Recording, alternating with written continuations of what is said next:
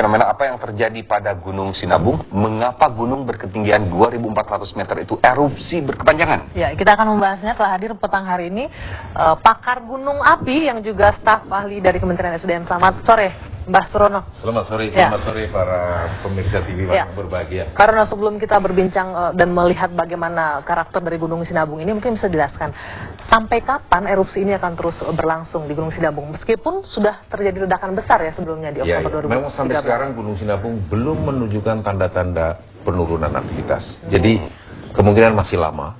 Bersabar semuanya. Memang Gunung Sinabung adalah gunung api muda yang agak pemalas.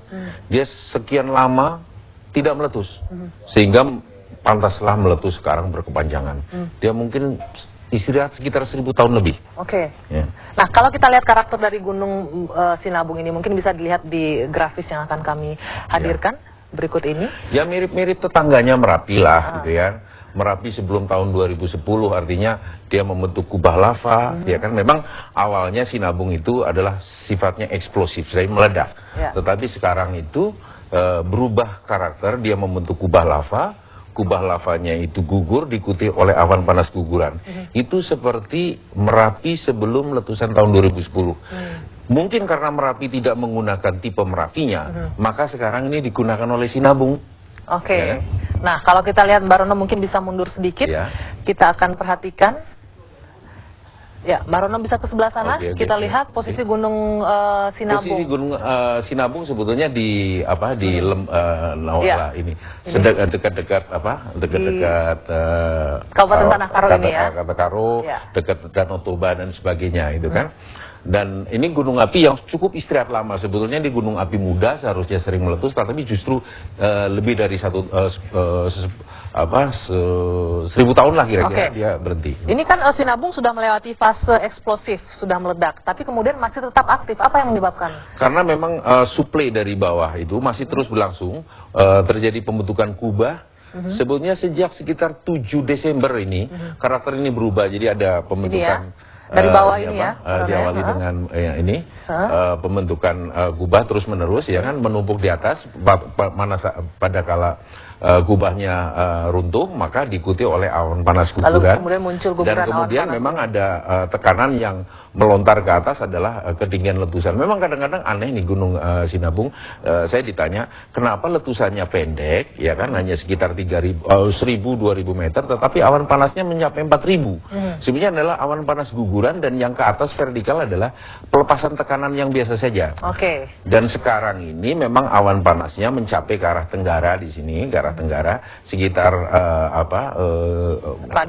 radius kira-kira sampai 4 kilometeran.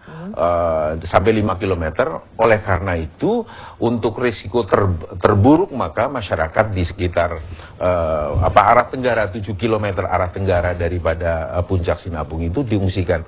Oleh karenanya menjadi tambah banyak sekarang pengungsinya. Sekarang kita perbandingkan Mbak Rono dengan Gunung Merapi. Kalau kita lihat yang erupsi eksplosif juga pada 2010 lalu, karakternya seperti apa? Apakah juga mirip-mirip dengan Sinabung? Hampir mirip, tetapi tidaklah sepadannya. Misalnya sebagai contoh, Merapi itu dalam 1 detik itu pembentukan kubah lavanya sekitar 38 kubik per detik. Artinya ini jauh lebih besar sebenarnya dari Sinabung. Sinabung ini hanya sekitar 2-3 meter kubik per detik.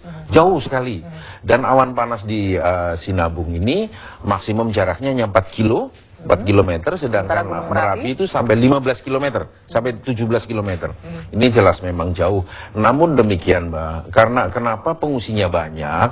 Karena memang pemukiman di Sinabung itu sangat-sangat dekat dengan puncaknya. Nah, ini sekarang Sinabung ini guguran awan panas yang diikuti oleh guguran kubah yang diikuti oleh awan panas. Memang waktu pertama siaga, ini radiusnya yang berbahaya 3 km, begitu awas sejak tanggal 24 November menjadi 5 km. Tapi apa permasalahannya Mbak Rono? Kenapa di Sinabung yang daya letusnya tadi dikatakan lebih kecil, tapi pengungsinya sudah mencapai 21.000? Karena memang Sinabung mengajari masyarakat Karo untuk bermukim sangat dekat dengan puncaknya. Antara lain ada yang kurang dari 3 km. Oleh karena itu, manakala radius bahayanya 5 km saja, sudah 19.000 lebih, bahkan 21.000 lebih. Artinya apa yang salah di sini? Apakah Tata ruangnya, bukan karena saya staf ahli Menteri Energi tentang tata ruang dan lingkungan, tetapi memang nanti pasca letusan berakhir Sinabung ini, mohon tata ruang di Sinabung artinya ditinjau tidak boleh kembali. lagi ada masyarakat Terlalu yang tinggal di radius kurang dari 3 Kurang dari 4 km, kalau saya katakan, ya kan? Kurang dari 4 km ini sangat berbahaya karena Sinabung akan berulang Oke, kemungkinan. baik. Dan artinya tidak ada harapan kalau ini akan berhenti erupsi, masih akan terus berlanjut. Dalam waktu dekat ini kecil kemungkinan, bahkan dapat dikesampingkan Sinabung akan berhenti dalam waktu dekat.